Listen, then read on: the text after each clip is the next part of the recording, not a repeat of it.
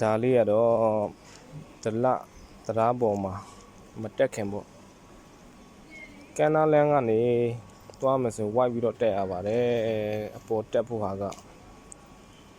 ဒီဘက်လမ်းကျောကနေတက်လို့မရပါဘူးဟိုဘက်ကနေပြန်ပြီးတော့ဝိုက်တက်ရပါတယ်တောက်လျှောက်သွားနေပါတယ်ဒီခုံးကျော်တရားအောက်ကနေကြော်ပြီးမှတက်ရပါမယ်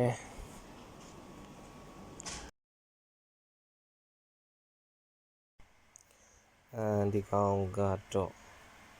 ဒီကနေဝိုက်တက်လို့မရပါဘူးတရားချီကနေရှေ့ကနေသွားပြီးတော့ဒီမှာလမ်းကွေ့လမ်းချိုးမြင်းပြနာနေဒီကနေတစ်ဆင့်ပြန်ဝိုက်ရပါတယ်ဒီကနေဝိုက်တက်ရပါတယ်ဗျာ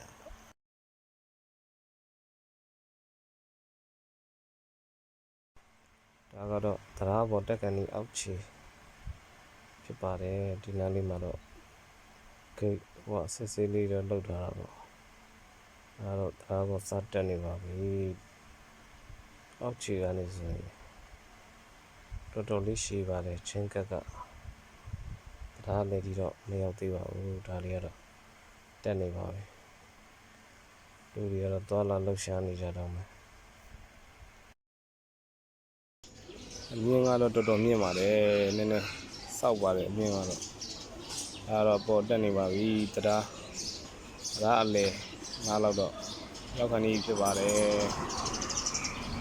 တရားအစ်စ်ဆိုတော့လူတွေကတက်ပုံနေရိုက်ကြရှုခင်းနေကြည်ကြရိုက်ကြနေလူတွေကတော့ရှုပ်နေပါတယ်ဒါကတော့တရားပေါ်ရောက်သွားပါပြီတရားပေါ်ရောက်နေပါပြီတဲ့အဲ့တော့တရားလေလောက်ဖြစ်ပါတယ်တရားလေလောက်ဖြစ်ပါတယ်ရှေ့နည်းနည်းကြော်တာနဲ့နောက်ထပ်ဂုံးပြန်ဆင်းရပါမယ်ဂုံးပြန်ဆင်းရမယ်ဆင်းကလည်းနည်းနည်းကျန်းပါတယ်ဖြည်းဖြည်းချင်းဆင်းရပါတယ်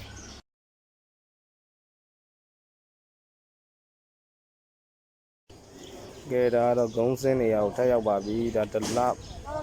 လမျိုးဘက်ချမ်းကိုဆင်းတဲ့ဖက်ချမ်းပေါ့ဒီကလည်းဂုံးဆင်းကကျန်းပါတယ်တတိနဲ့ဆင်းရပါတယ်